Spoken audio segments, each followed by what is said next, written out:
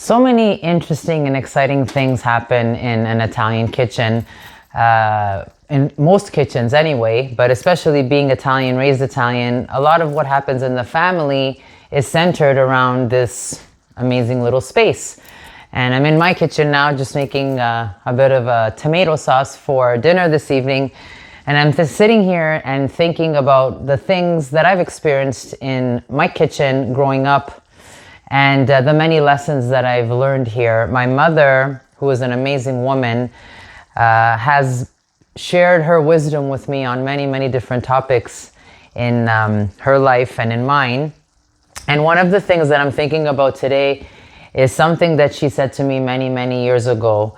And in Italian, she says, "Guarda quello che bolle nella pentola tua," which means literally, look what's boiling in your pot. And what she meant to say by that is sometimes we look around and we compare what we're doing with what other people are doing. And that sometimes can thwart us. I've been experiencing that a little bit for myself lately. The premise is that when you're looking in your pot and worried about what's cooking in your pot, then what you're doing will come out amazing. If you're looking at somebody else's pot while you're cooking yours, then what you're cooking maybe will burn or not come out as well. So in comparison to life, sometimes that happens as well. I've been finding myself a little bit looking at getting back into the pace of things, and there are times in our life when we have this really big explosion and we're busy with work and we're busy with a lot of things, and then everything calms down again.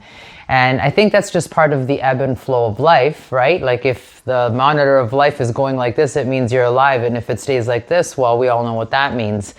So sometimes recently I've been thinking about that, and because I'm not doing maybe necessarily the things that I know I need to be doing in order to experience the success and to be moving forward the way that I want, I find myself looking at what other people are doing. And I've been doing that, and this saying of my mom's has been really popping into my head a lot, and particularly today.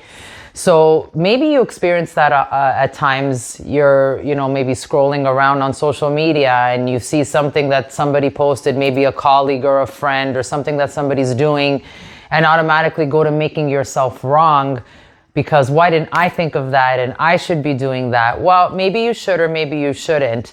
But here's what I think is important. Are you taking responsibility for what it is that you have or don't have? Because at the end of the day, you're causing the matter of your life, and you're the generator of who you are, and what you have. So I've been taking a look around and seeing where I'm not producing the results that I want to produce, whether it's with respect to my physical state, or whether it's respect to my business, or whether it's with respect to the things that I want to do to better the lives of other people. Am I not getting the results that I want to be getting? And where I'm not getting those results, where am I responsible?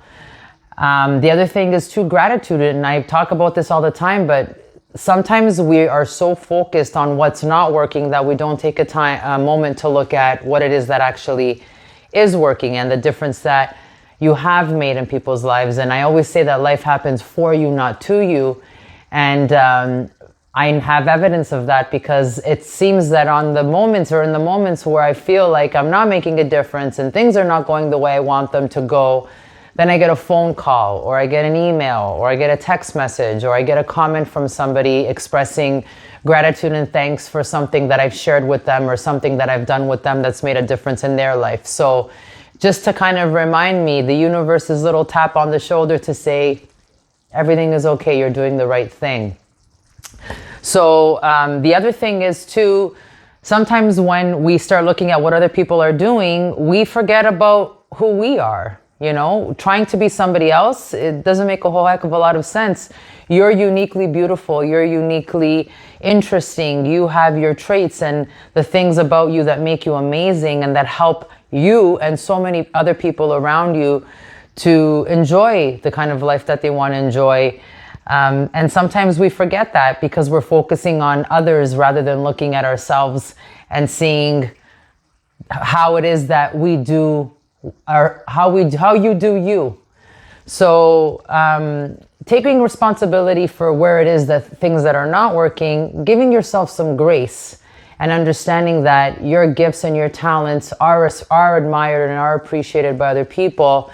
And then probably most importantly, never forgetting to do you. Somebody reminded me about that yesterday, and it made all the difference in my life. So do you, respect who you are, be responsible for what it is that you know to do, and just push the reset button. The great thing about being a human being and not being a tree is that you can move, and you can always change, and you can always modify your life so that you can have the results that you want to achieve for yourself and for your life.